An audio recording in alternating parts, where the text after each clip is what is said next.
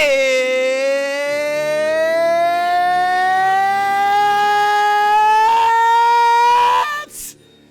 Yaddle Chattle!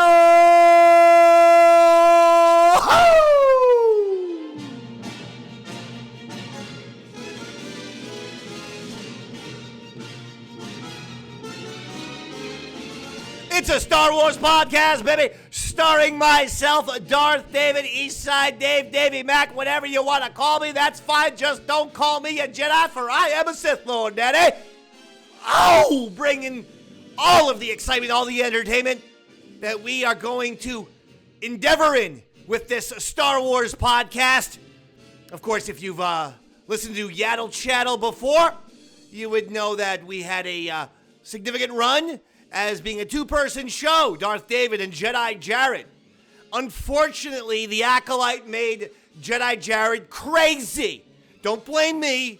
Don't blame your resident podcasting Sith Lord. You blame Jedi Jared. He couldn't hack it. Hey, I can't blame him. It was like going through Vietnam for some people. I'm just saying. It was a difficult, turbulent, frustrating, torturous experience, unlike the Skeleton Crew. I have some quibbles, but they remain just that. Quibbles. Not full-on hatred, just quibbles. The Acolyte, that got my full-on hatred. Oh, yes, it did, Daddy. And I don't apologize for it. The show was shite. But it's not about the Acolyte. We are going to have to talk about it every once in a while, because now the Acolyte, whether you like it or not, is a part of Star Wars history. It's a part of the Star Wars legacy. It's forever in there. So, you know, you have to deal with a giant fucking turd. So every once in a while, we're going to have to bring up the Acolyte. But this is not the Acolyte. This is the Skeleton Crew. So since, ever since Jedi Jared left Yaddle Chattle, and this, my camera is it getting lower on me? Just stop. Stay right there. Thank you very much. Show's off to a swimming start. I must tell you, the camera just keeps going, boop. Anyway, let me explain something to you. Jedi Jared went crazy. That is the truth. I do believe it was pretty much Star Wars that made him clinically insane. He is wearing a very beautiful straitjacket, though, these days, smashing his head against the wall. So, you know, one day he's going to come out of that place. And then if he does, hopefully he'll rejoin Yaddle Chattle for maybe a special episode or this or that. But the point being, since Jedi Jared's departure, we decided, yeah, this will be a review and recap show. If you want, oh, goddamn, the fucking camera. Okay, hold, oh, Jesus. Now look at this. Look at all, I'm blaming Jedi Jared for all of this. I'm just going to set this goddamn camera up. And, you know, most people would say, do a take two, Davey Mac, do a take two. I got stuff to do, okay? I don't believe in take twos. If you've watched or listened to Yaddle Chattle before, there ain't no goddamn take twos. It don't happen over here. There's no editing.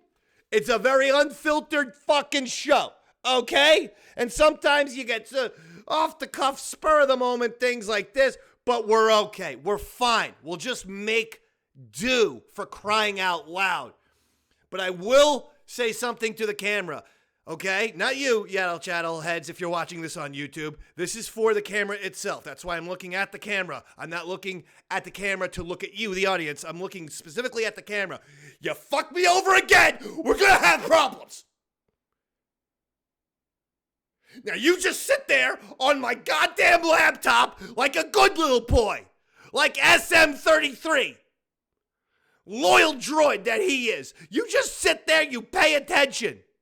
Sometimes I do think like that. Okay, 99% of the time I think like that. I make like the microwave into like my own droid on the planet Earth. Or, you know, the remote control becomes, you know, control-y, you know. And the microwave becomes wavy, you know. And this camera, I'm just going to call Camera E. Well, that doesn't have a good ring to it. But the point remains. The goddamn fucking HD camera better stay up there and not screw around anymore. Now, Yaddle Chattle, okay, Star Wars podcast, Darth David, Eastside Dave, Davey Mac, whatever it is. We have made this show into a post-show show, except if there's major news, Kathleen Kennedy getting fired, or something like, just something breaking, Kathleen Kennedy getting fired, or like an update, a Star Wars update that would make everyone really happy. Kathleen Kennedy getting fired.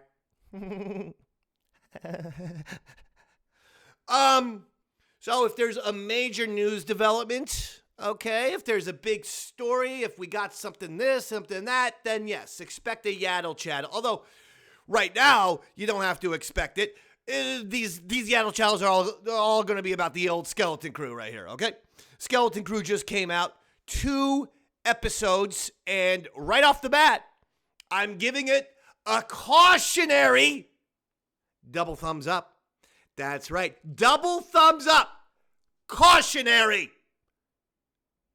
Okay? And I'm going to tell you why. I don't want to spend a lot of time on the Acolyte, but we all remember that the first 2 Acolyte episodes, for people who didn't like the show like myself, the first 2 were actually kind of good, or at least passable. First 2 Acolyte episodes were kind of like, all right. Okay, some shit's happening here. Okay, all right, there's a story. And then episode 3, 4, 5, 6, 7, just, that show turned into a giant a bowl of shit. But I don't see that happening with this. I really don't. First of all, we got better acting from these little kids than we got from either the children or the adults on The Acolyte. Okay. I also feel like it's more cinematic. I feel like it feels a little bit more big budget-ish. I don't know the payroll, the budget of this film or this series. Remember, The Acolyte, what did they say? $250 million? Originally, it was supposed to be 180, and we were all going around 180. And then they go, actually, it was more like $250 million. Which is why when people go, well, Star Wars, that's not for you. The Acolyte doesn't need to be for you. That's not your Star Wars. You don't need to have that.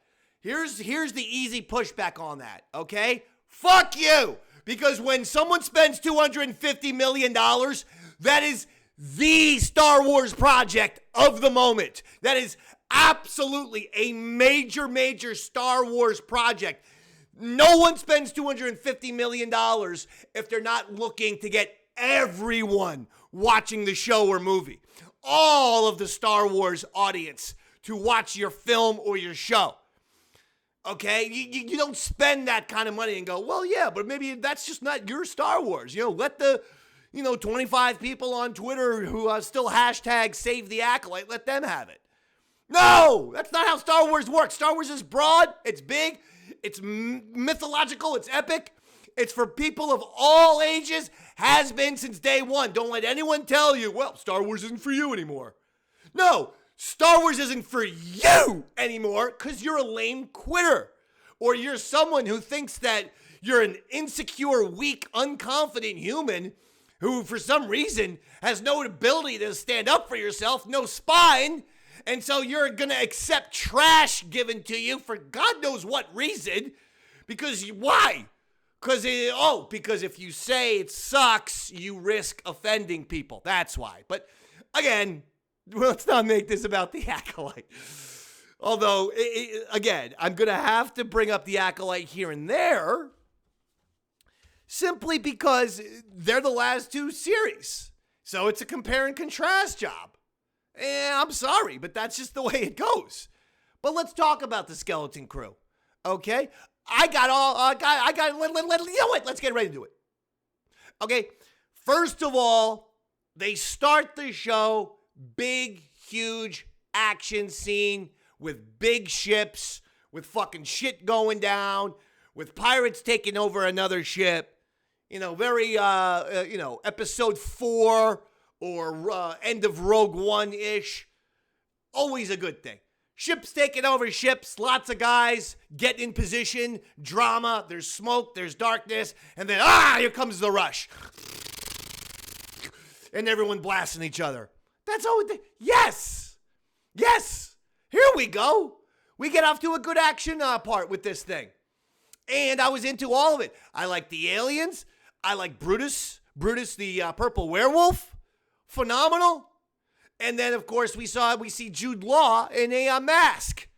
Who comes out, or I mean, obviously it's Jude Law, correct? Anyway, we see Jude Law in a mask. He comes out, and it turns out that he fucked up yet again. He's a captain who hasn't gotten his crew a lot of money, a lot of bounty, a lot of booty.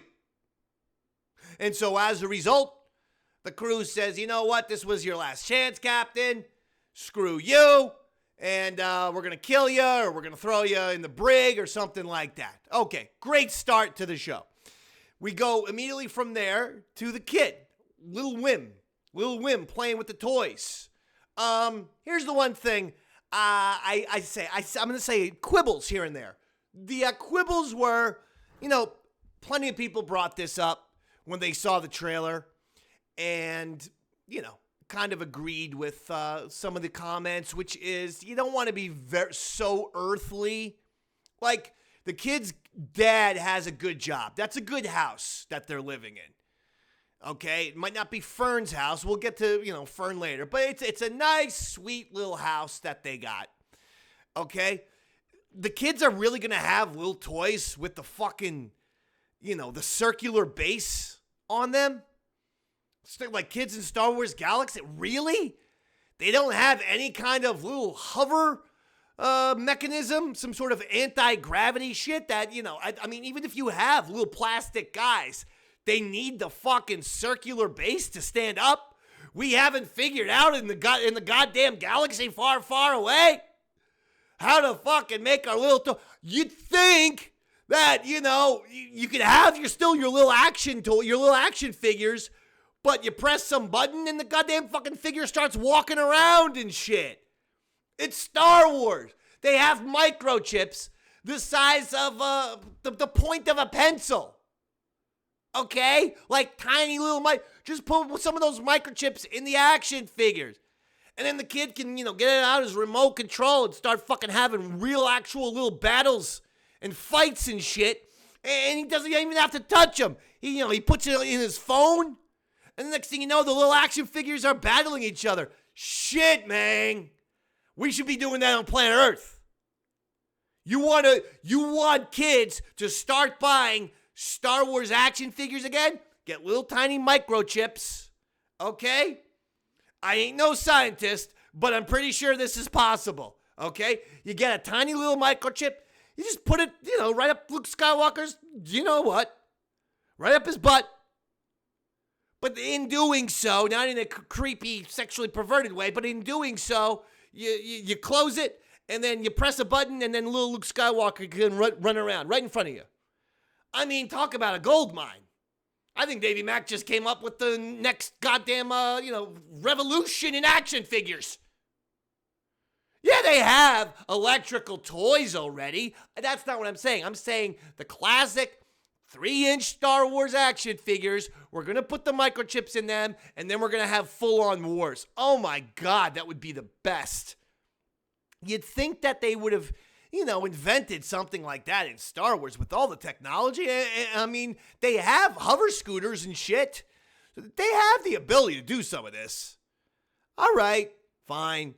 I thought that was, I thought some of the earthly stuff was too earthly, and it was a little lame for my taste. But that's okay, because you know what? The kid was playing the action figures for a minute or two. Yeah, it looked goofy. That's all. It just looked goofy. Now here comes Dad. He's still playing with the figures at breakfast time. A lot of cereal in Star Wars these days between the guy from Andor and now this kid. That's all I could think about. Lately, every single time I'm watching Star Wars, I'm in the mood for Frankenberry. Okay? Yeah. You fucking have your Count Chocula. Davey Mack likes his Frankenberry. Okay, that's the one I find delicious. So, it's getting tempting here to go out and buy a few boxes of Frankenberry every time I put on the Star Wars. But the dad comes in, He says, "Hey, kid that I don't really even like. Hey, kid, here's your lunch money. I'm going away for a week. All right? Don't fuck up anything." That was the vibe that I got from the father. Not a very warm man. I mean, you're going away for a week, and that's it. Here's some credits. Try not to, get killed. You name this kid Whim. Okay? He's obviously unpredictable. He does things off the seat of his pants. He's obviously, he gets into trouble, right, Dad? Like, we know that from the moment the dad saw the kid, the dad is basically admitting that this kid's a little troublemaker, and yet you're leaving them away for a week. I don't blame the kid, I blame the dad. That's shit, Daddy. That's on you. Anyway, I liked Whim, though. I do. I thought he was good. One little thing, though.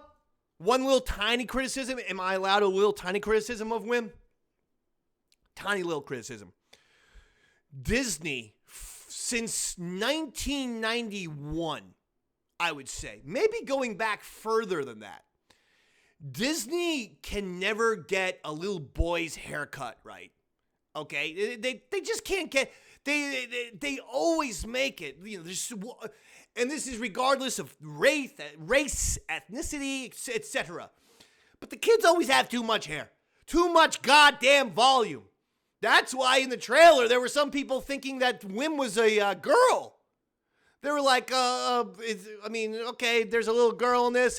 People thought it was 3 girls in a blue elephant, which sounds like a Ted Danson movie. 3 girls in a blue elephant. I'm pretty sure Ted Danson and Steve Guttenberg are going to be in that one. Can we ever just give like a nice, normal little, a nice little haircut to the kid? All the hair, the flopping around, the hair and stuff. It's just like, and again, it doesn't matter who it is. They either go with the stupid bowl haircuts, or they give the kid, way too much hair and then they part it over. It's like Disney with little boy haircuts it's some of the worst shit ever. Who do they got doing hairstyles at Disney? Okay, chillax with the hairdos. Okay, please. This isn't going to be a soul-crushing moment for me. I'm not going to give it a thumbs down. I'm giving the 2 episodes a thumbs up.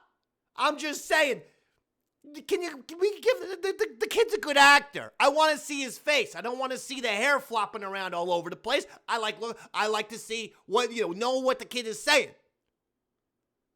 Now, all right, I know that's a little it's going in a little bit granular, as they say. What can I tell you? Sometimes things bother me, but the way Disney has given their kids, specifically male children, hairdos for the last 35 years, it's always off-putting.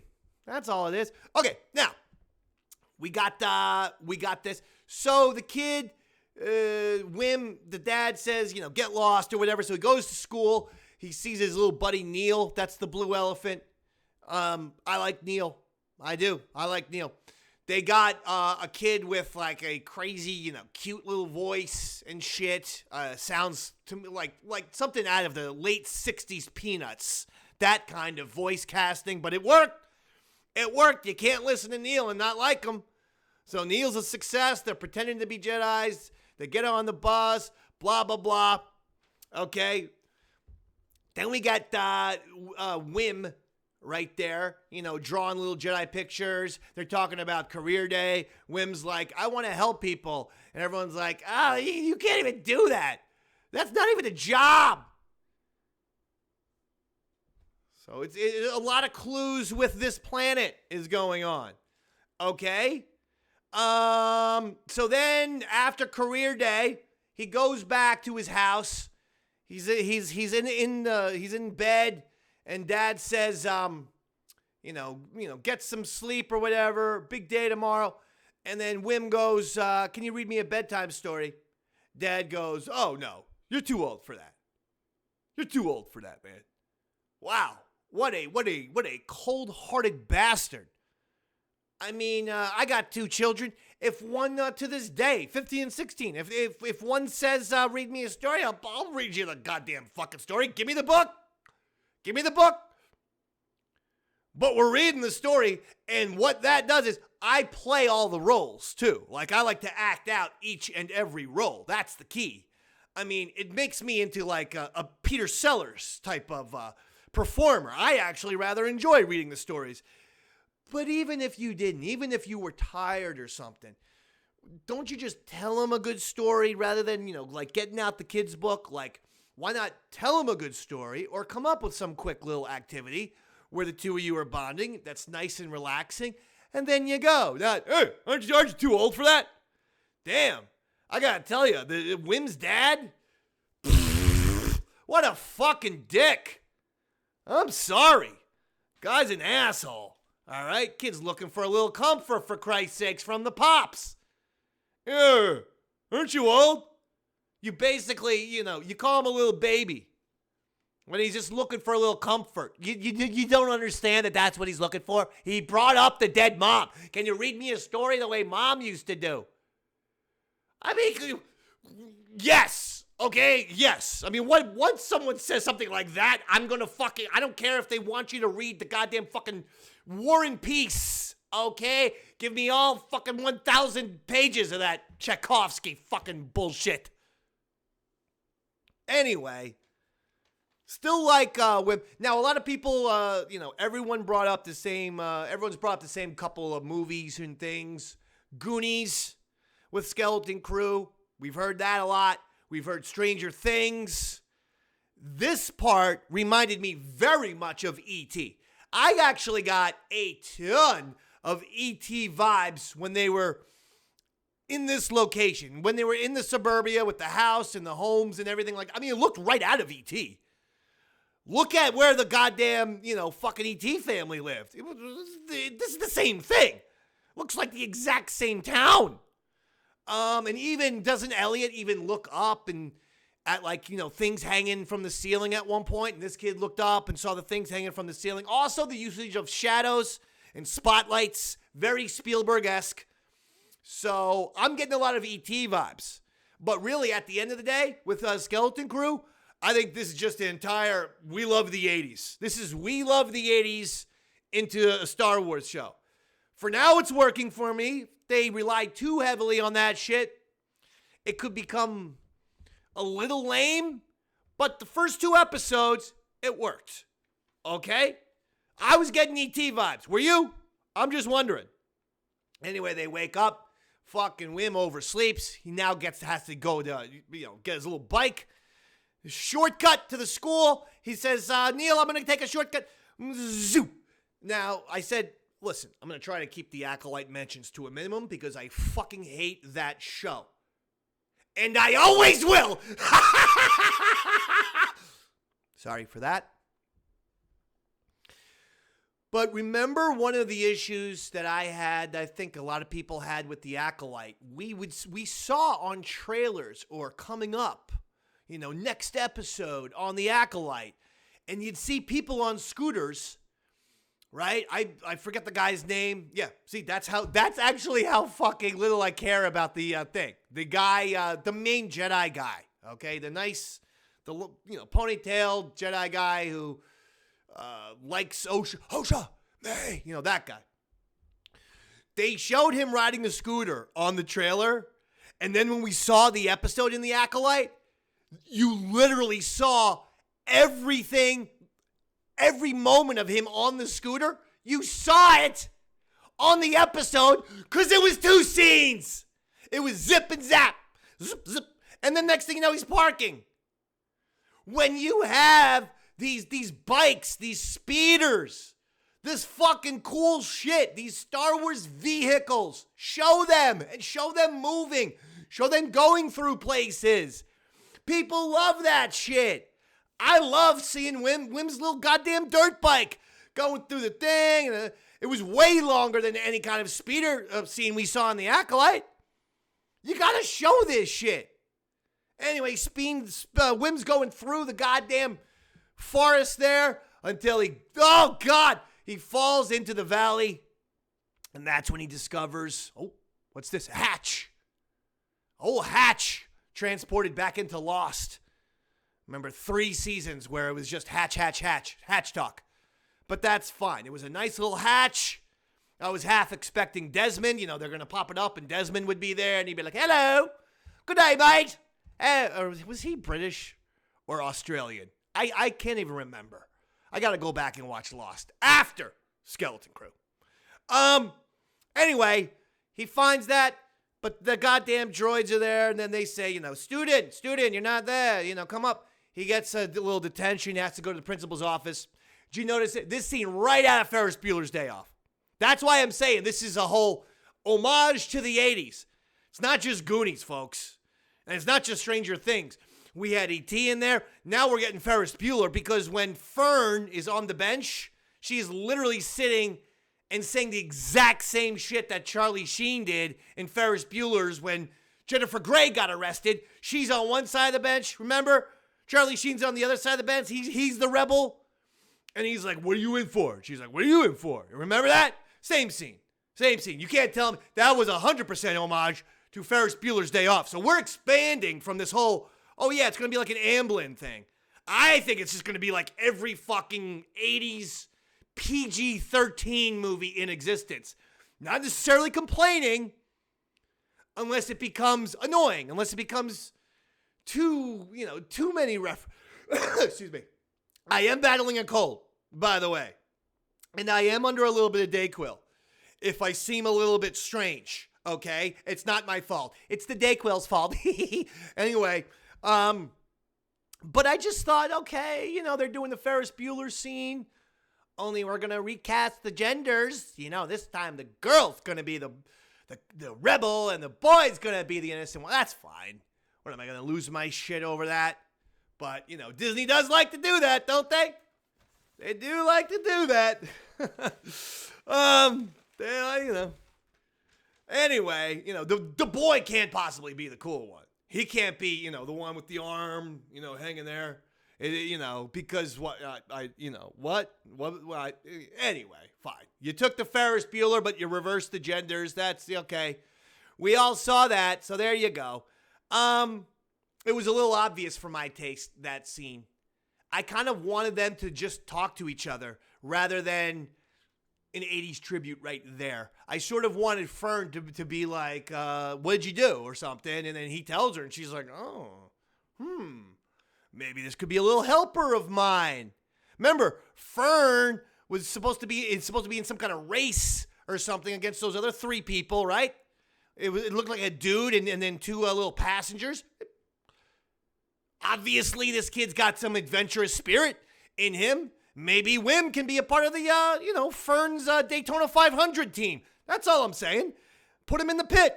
Make him one of the crew. I don't know. Have him change the brakes during a pit stop. I don't know what goes on in these Star Wars dirt bike races. But I would have liked maybe a little more of them talking to each other as real people rather than, what are you in here for? Rather than the Ferris Bueller. That's all. Little quibble. Nothing big. Okay, so that's page number 1. I took a lot of notes here, folks.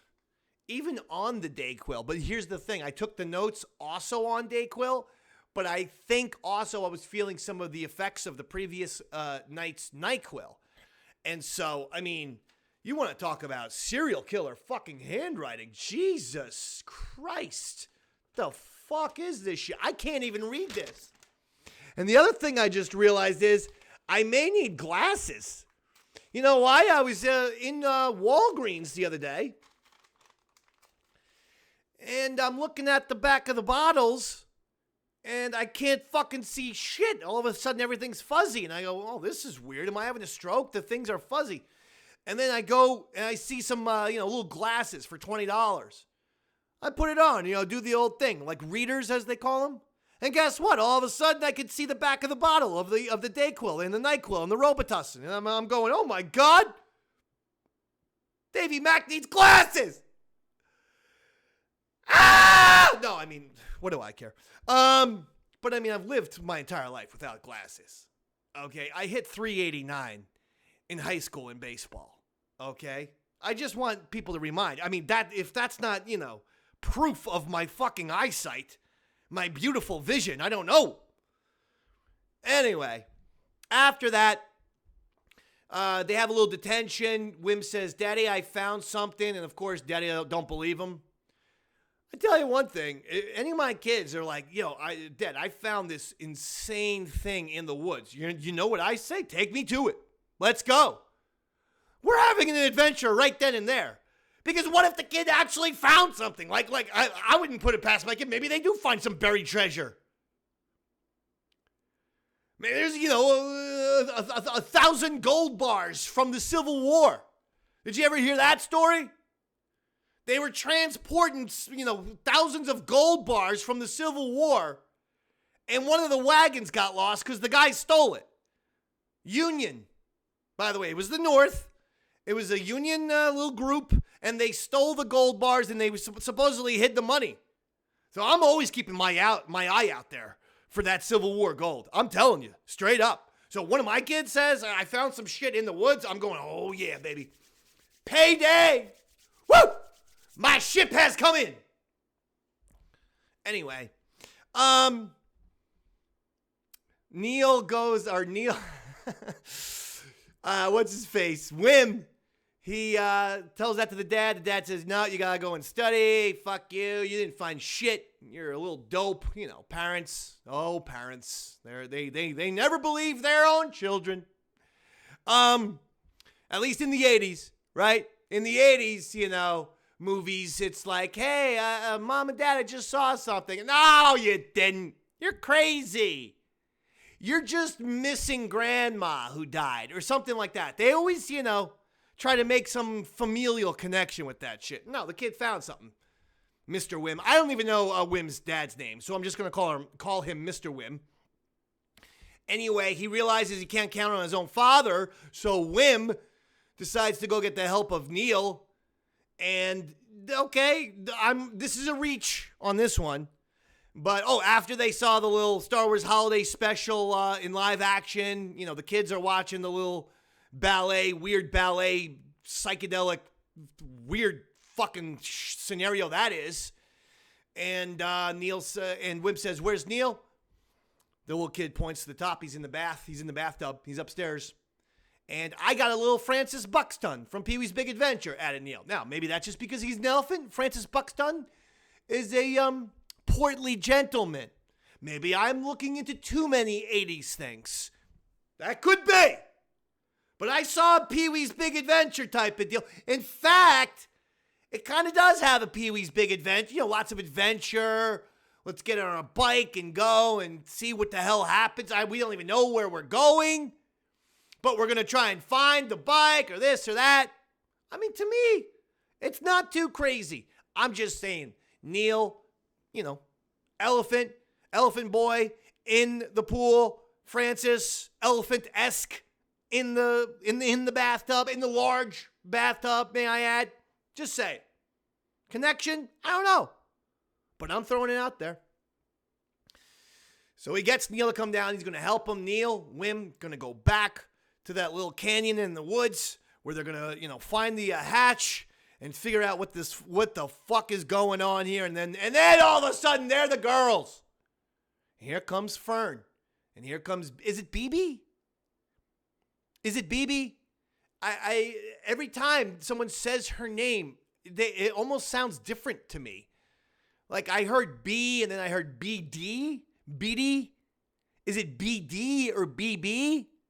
If it's BB, I mean, we had a BB-8. You'd think you wouldn't go, on BB. So maybe it's BD? I don't know.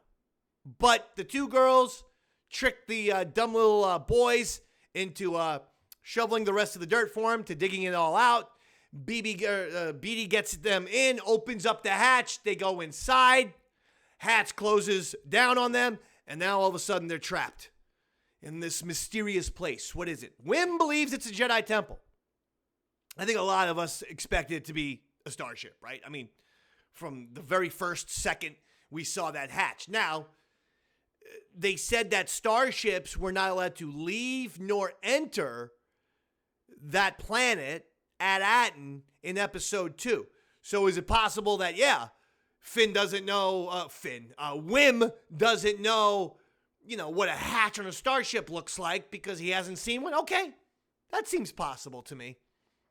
So they go on the ship, and the ship comes alive. And I have to tell you, this was actually, weirdly enough, one of my favorite parts in episode 1. Don't ask me why. I'm crazy. I like buttons. I like lights that flashes. I can seriously and thoroughly enjoy great Star Wars shit when they just take the time and relax and not rush everything. And this was great. One thing comes on, and then the next thing, and the next button, and the next light, and we just kept going all over the ship until the ship slowly came alive. I actually thought that was fucking fantastic. I really enjoyed that. I don't know why. It was bizarre, but I got a kick out of that. I rewound it a couple times. Just the ship being turned on. Maybe I'm the one who needs the straitjacket. What do you think? Anyway, I like that part. And then once that part happens, guess who comes to life, huh? Yeah.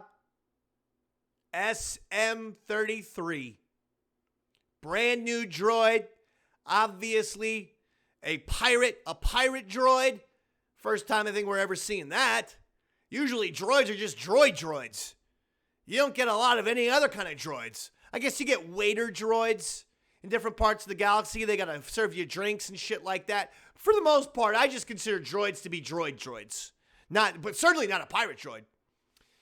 Okay, now, Yaddle Chattle, conspiracy theory number 1. SM-33 is his name. SM. Sith Master. You heard it here first. Sith Master. And 33, Google, what does 33 mean? Because in many ancient religions, 33 is a religious number that means enlightened, or to become enlightened. In fact, the goddamn Freemasons with the George Washington and the Thomas Jefferson, they love that number 33 as well, because it means enlightened. So you want my conspiracy theory right off the bat, or should I make you wait? I ain't making you wait, yaddleheads. I ain't making... We had to wait months between the Acolyte and Skeleton Crew so that we could get another Yaddle out. And it'll be months before Skeleton Crew and then whatever comes out next. So here's my conspiracy theory right here, right now. Jude Law, definitely not a Jedi. I'm not even sure if he has the Force, but if he does, Jude Law is a Sith. Sith Master. Hold on. 33, enlightened. So Jude Law will be a guy who we think is helping the kids, but then he's going to reveal himself to be the goddamn pirate, evil, possibly a dark force user, Sith Master, who, towards the end of the series, decides that he actually really likes the kids, has a connection to them, and rejects the dark side of the Force and actually becomes a good guy hero. So he's going to pretend to be good. We're going to find out that he's bad. But then he'll be good again because he will become enlightened. SM-33. Sith Master enlightened. Boom! Come on, baby. You're not seeing that anywhere else, Daddy. That's a Darth David. Original. Right there, Daddy. So, yeah, I'm serious. That guy was the fucking captain's, it was the captain's droid. The captain could have named him for all we know. He could have said from now on, your name is SM-33. Hey, that's what's going to happen. Jude Law is going to pretend to be good. We're going to find out that he's bad, but he gets enlightened. He feels bad at the end of the movie and a show, and then he decides, I'm going to help out the kids, and he becomes good after all. Boom. Yeah. After that, we go to episode, this is episode 2. We're on episode 2. Brief scene with the dad. The dad is, asking those droids, please find my son. He says, something to the effect of, what does he say? It's not safe out there. So, was that what happened to Mommy? You want another conspiracy theory that's way out there? That's just way out there? That is definitely not going to happen? Something about this was making me think that Wim was actually on his own. That actually he was by himself, and that he might have been having a sixth sense hallucination or speaking to ghosts. You know, maybe the dad's a force ghost, or there is something bizarre. They said about this planet, eternal treasure. And maybe the dad's not actually alive. Or something's going on with the father. I don't know. That's not, I'm going to explore that. I'm all in with the SM-33 conspiracy theory. I can't say I'm all in with this, but I want to at least put it out there. I want this cinematic theory to be out there. What if, some of these people on this planet are dead or ghosts? But they just live their lives because it's an eternal planet. They said that. Later on, they go, this is something with the eternal planet or whatever. We'll find that quote. So they find some skeletons. I enjoyed that part. And they put on actual pirate ship hats with an old-fashioned telescope. That was a little too earthly for me, okay? I know we saw some of the pirates in Mando Season 3 with that guy with the green, the grass guy, who I actually like. I'm the only one who likes the green grass guy, but I actually enjoy him. And some of those guys were wearing vintage pirate gear. They probably definitely don't need an old-fashioned little telescope thing, that like Christopher Columbus would use. I don't think that's that thing. So when they make some of those choices, I go, that's taking me out of it a little bit. Because sometimes it feels like, I don't want it to feel like kids going from a Star Wars set to a Pirates of the Caribbean set. I don't know. Pirates, yes, you should have pirates in Star Wars. Just Star Wars them up a little bit. Neon lights. Fucking blinking lights. A lot of triangles and squares in Star Wars. Basic shapes and neon lights. That's how you Star Wars something. That's all it is. Anyway, they decide to go to the pirate port, because they have no idea how to get home, and they're going to need to ask directions. SM-33 says he knows a good port. It's a dangerous place. Watch your back. Kind of like the Obi-Wan Kenobi, with Luke.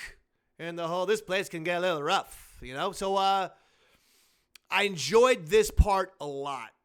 First of all, I'm thinking right now off the bat, the first 2 episodes, I like the music. At least I like when they have the music be Star Wars meets pirate music. I enjoy that. Anyway, the kids go to At-Atten, and they get split up. And the girls get found by a prostitute. I don't know what else to call her. I'm sorry. But, a lady of the night, who I thought at first was Adriana Soprano. And I was convinced that we were going to be hearing her saying, Christopher! I looked it up. Not Adriana Soprano in the blue makeup with the horns, the 3 horns on each side and the spots. But I could have sworn for a second that was Adriana Soprano. Now, did I have a Sopranos rewatch recently? Yes, I did. In full disclosure. So maybe I'm seeing Adriana Soprano in a lot of people's faces. And again, That's on me. That's why I need medication. Okay? Now, she goes, come on, girls. Children aren't safe here. Where you really from? They go, Aden. She goes, you're from the lost planet of eternal treasure? Boom. Lost planet, eternal treasure. And when it's eternal treasure, right, money runs out. Money is just currency. Money gets spent. So to me, what is the eternal treasure? Maybe by staying within the barrier, staying on that planet, you stay alive forever, or when you die, your ghost just, is also alive. Like not a Force ghost scenario, like more like Bruce Willis, Sixth Sense, that type of deal, where you're walking around, doing your chores and shit. It would explain the father's distance from his son. After the mom dies, most parents are going to form an even closer bond with that child, like an incredibly strong bond with that kid. Not be so distant, aloof, and cold like Mr. Wim was to Lil Wim. So that tells me, obviously that there is something going on with that planet. The barrier, obviously, hides it from radars or maps or technology, in my opinion. Could just be a goddamn fucking giant cloud of like hydrogen or some shit. That looks almost like a star. Perfectly hidden.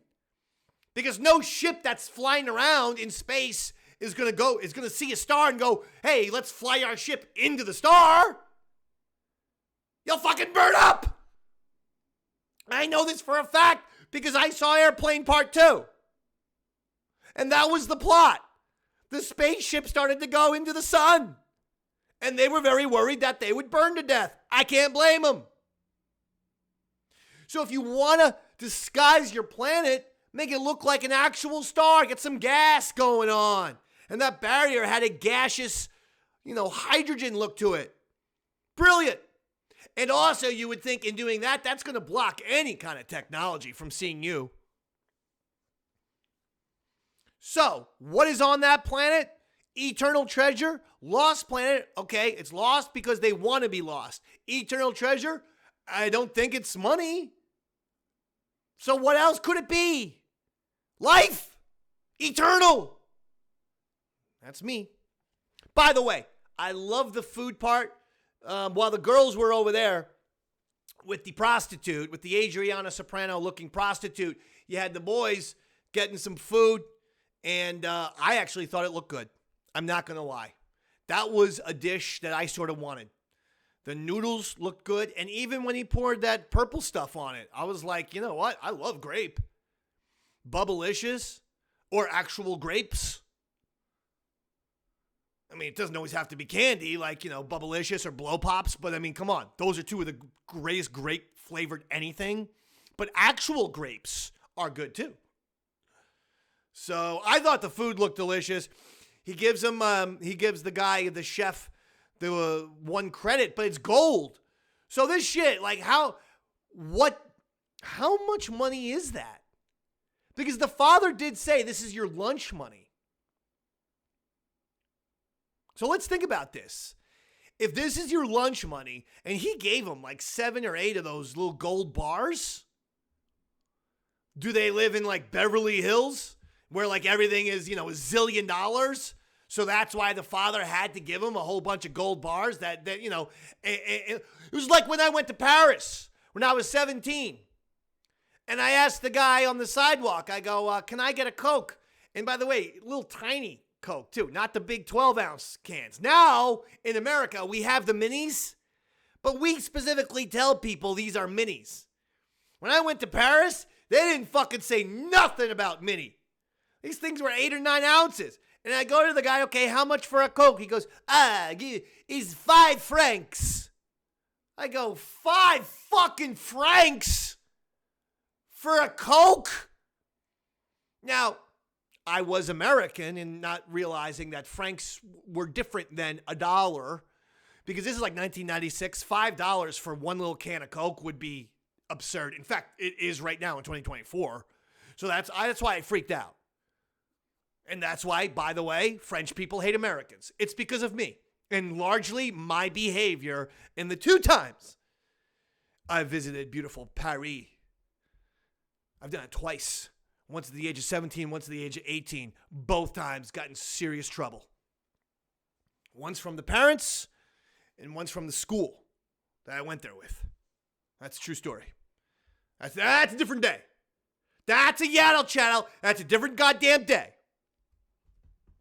Anyway, we have the kids get their food, and then all of a sudden the aliens figure out, oh, these kids are probably loaded. Let's get their money.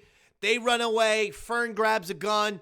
She blasts. She says, no one goes anywhere. They're like, we're going to kill you. They take the gun away from her. They're right about to shoot them all. And then our boy SM-33 says, don't touch my captain. Leave my captain alone. I love that guy. I love SM-33. So far, one of my favorite droids now. Because a pirate droid, come on. And with the little mouse in his left eye, love it. And we saw him kick ass. And that was great too. I mean, he just went out there. He took out 8 or 9 guys. It was fucking fantastic. They run back to the ship. But for some reason, they commit one of the worst things you could possibly do in movies and television. They're running to the ship, running to the ship, running to the ship. And then just as they get to the entrance of the ship, they just start talking. And Fern's like, by the way, we're not a pirate ship. And why did you bring us to this pirate port? Because we're pirates. No, we're not pirates. And it's like, couldn't we be having this conversation in the cockpit 1,000 light years away from this fucking planet where everyone wants to kill us? Just a quibble. Just a quibble. But things like that bother me because it's a logic thing. I'm feeling like they got to be running for their lives, and all of a sudden they stand around and just start talking. Fern and the droid just start talking to each other very casually. And then what happens? SM-33 gets shot. And thank God he's not dead. I thought they actually killed him. But no, they put the kids in the brig. And the reason why we know this is because BB said on one of her objectives of, things that they need to get done, it was find and fix SM-33. So I'm like, oh God, yes. SM-33 is still alive. You know, is it me or the last 3 or 4 series? Are the droids the best part? That's not usually a good thing. But I feel like the droids have been better characters than, important characters that we should actually care about. That the droids have been the standout characters on various Star Wars shows. Now, I like these kids. These kids are getting the job done thus far. After, like I said, they're all in the brig there. They're all in jail. They're like, what do we do? And again, you want to talk about Star Wars and the Pirates of the Caribbean. I mean, that literally looked like the jail scene from the Disney ride. Like if you've been to Disney World or Disneyland and you go to Pirates of the Caribbean, and I'm going to be honest, I go on Pirates of the Caribbean and Haunted Mansion 10 times each. Okay?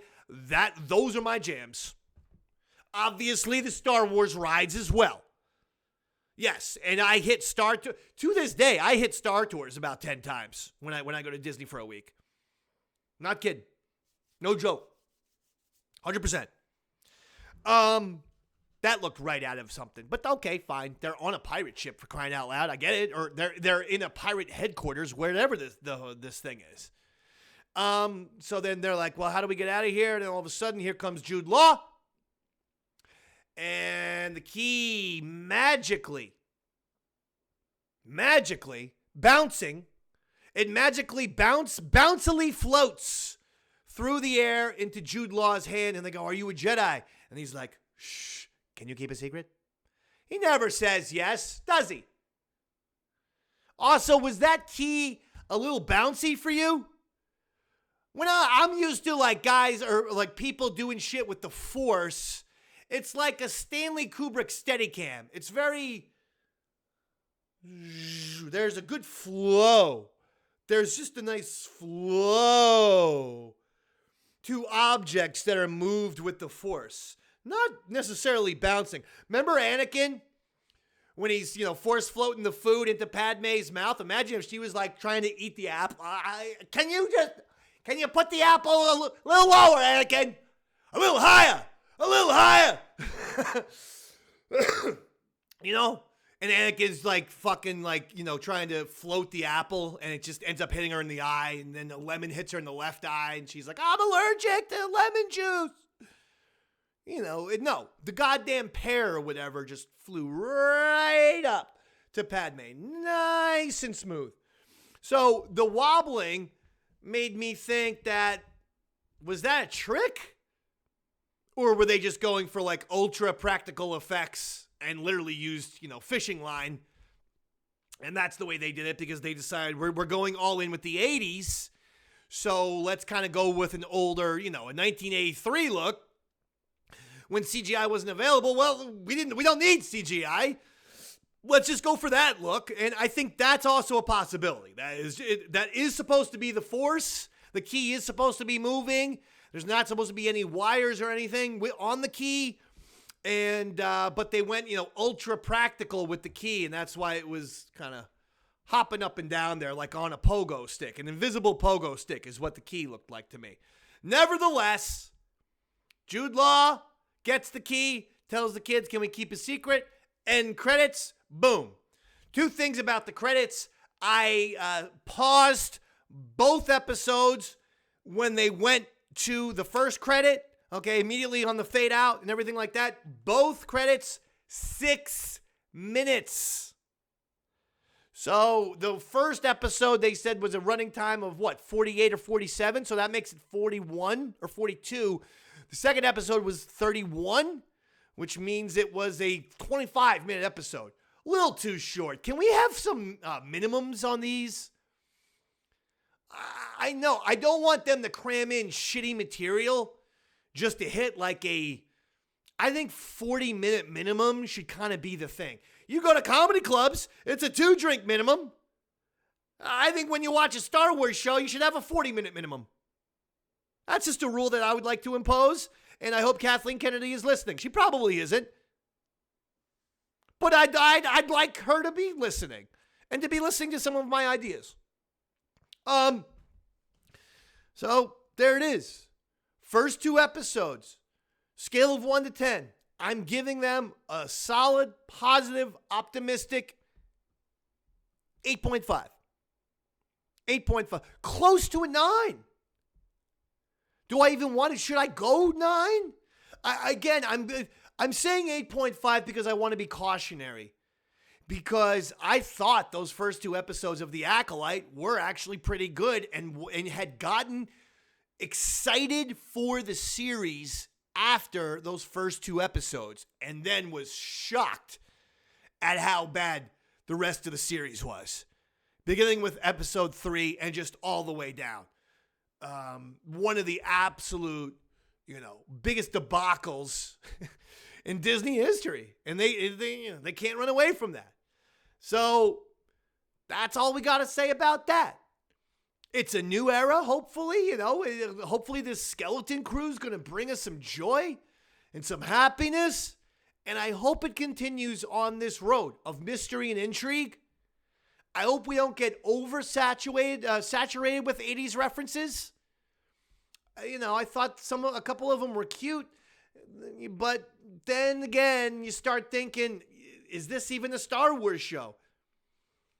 There were parts in the show, at least in episode 1, when they were, especially in the suburban area that they were, where it felt more like earthly kids 20 years in the future, maybe 50 years in the future, looking back on, Planet Earth 1977 Star Wars. Like, hey, this Star Wars thing 100 years ago was pretty cool. And so, like, they're on the planet Earth. They're 100 years in the future or whatever. So they got little hoverboards and hover buses and hover cars.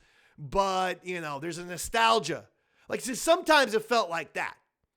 I don't want that to be the case. I want to get lost with the kids. But here's the point. The further away we are from that suburban area, I think the better. I think episode 2 really got going once they got to that pirate port. I think the show in general got going when they got to that pirate port. So I'm reasonably pleased, and feeling pretty good about Skeleton Crew. All I can tell you is, hopefully, they keep the good momentum going. They don't start making illogical choices, and instead they just decide, you know what? We got this. I'm feeling good so far. Here's the other thing, though, I am going to say. This is very important. Do not focus too much on the parents. Okay? I'll give you another prediction. My third prediction after the SM-33, after the Sixth Sense, they might be all dead, or some of them might be ghosts theory. Here's theory number 3.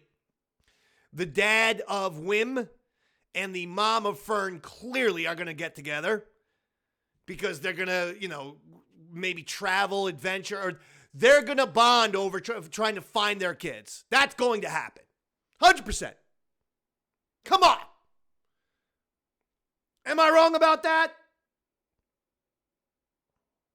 I don't think I am. So anyway, glad to be back, Yaddleheads. I'm happy you're here too. We had our little break following the Acolyte, and let me tell you something. That break was very much needed. I am going to give you a full disclosure right now. After the Acolyte and the subsequent fallout of the Acolyte and the odd people who I really don't even want to concentrate on, I just want to move past the very pathetic kind of people going, the Acolyte deserves another chance, man. No, they don't. The show was fucking terrible. Look behind me. I'm a New York Football Giants fan. My team has been miserable this year. In year 3 of our general manager, Joe Shane's reign, he has made every wrong decision you could possibly make, every illogical decision you could possibly make. Okay? 98% of intelligent, smart-thinking Giants fans want this guy gone. But insanely, there's 1 or 2% that go, we'll just give the guy another chance. Why? When you have shown to fail time and time again, when you have repeatedly make mistakes, bad mistakes, and you fucked up so much shit, when you've done that time and time again, why do you deserve a second chance? Why do you deserve to be brought back? You don't. Joe Shane should not be brought back to the Giants, and the Acolyte should never be brought back to the Disney. And honestly, we are now in Skeleton Crew era. Acolyte fans, get the fuck over yourselves. At this point, you're narcissists. You're low-rent, egocentric douchebags who think the world revolves around you. Stop it. The vast majority of Star Wars fans hated the Acolyte for one reason only. It sucked. It doesn't deserve to be brought back. But I have seen the comments on Twitter of, well, everyone hates the Acolyte, but how come they're letting, they don't hate Skeleton Crew? I wonder what the reason is. And they always insinuate there's some nefarious reason. And it doesn't even make sense. It makes no sense whatsoever. So, I'm trying to stay positive here, okay? Because I actually like this episode. But I just want to say to all the Acolyte people, if you're still hashtagging Save the Acolyte, you're part of the problem. You are. Because you don't listen. I might like something on the planet Earth. If 99% of Earthlings don't like it, I'll go, you know what? That's fine. You know what? You guys are right. I still like it, but you know what? Let's do what you guys want to be done because you guys all really hate it. And people didn't like the Acolyte because it sucked. People, I think, are going to like the Skeleton Crew because so far, so good. Unless they take a tragic downward turn in episode 3 like the Acolyte did. Hey, it's Yaddle Chattle. We'll be back next week. I'm Darth David. Good night, everybody.